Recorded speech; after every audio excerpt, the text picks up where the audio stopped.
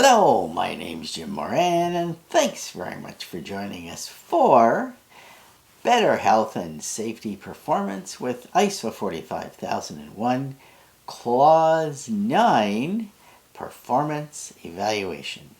You can reach me at jim@simplifyiso.com or over here on our website with this handy contact button.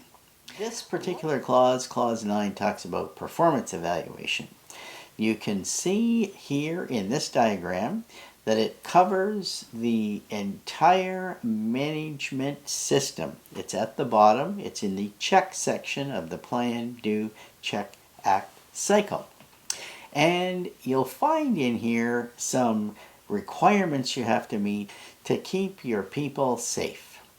First off, you'll know that it is similar to the other standards, and the requirement is to determine what kind of results you're getting from your management system.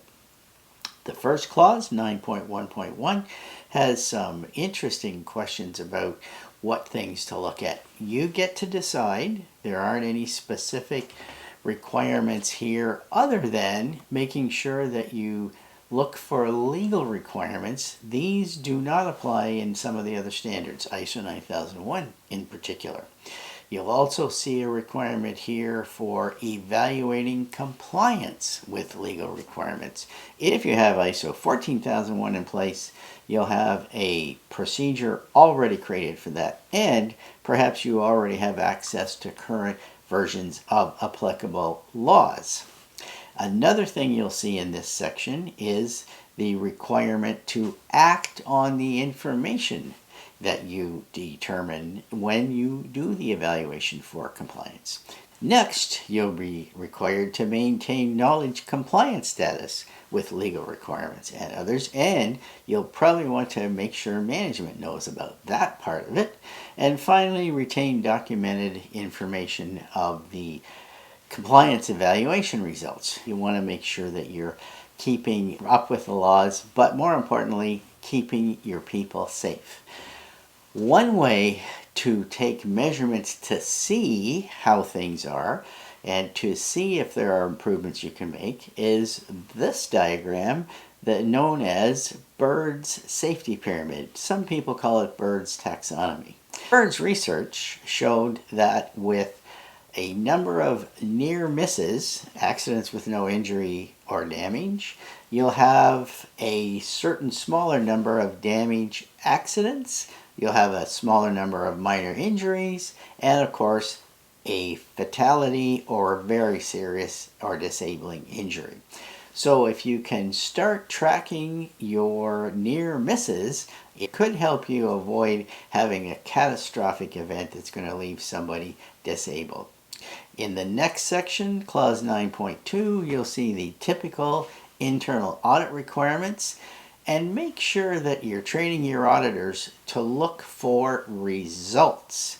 Are you getting the outcomes that you want from your occupational health and safety management system? Make sure you're also having your folks look for the risk management. All kinds of risks exist in all kinds of situations, and rather than having your auditors look for nonconformances like some of you might be used to doing, have your auditors find out about, are we getting the outcomes we want, and are we managing risks well? Once your internal audits are done, all your measurements are being taken and monitored, and you're making adjustments where you need to, you'll end up taking this to management review. There's a whole list of things to include in management review, but one of them is the results from internal, external audits, customer feedback, in this case the internal customer, are we being safe? Even your external customers might want to be sure that you're treating your people in a way that keeps them safe.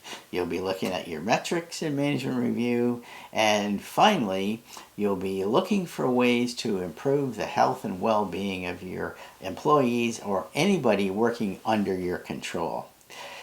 Be sure to refer to Annex A.9 in performance evaluation in the ISO 45001 standard. There's some really good information there, some good examples on how to improve the effectiveness of your OHS management system.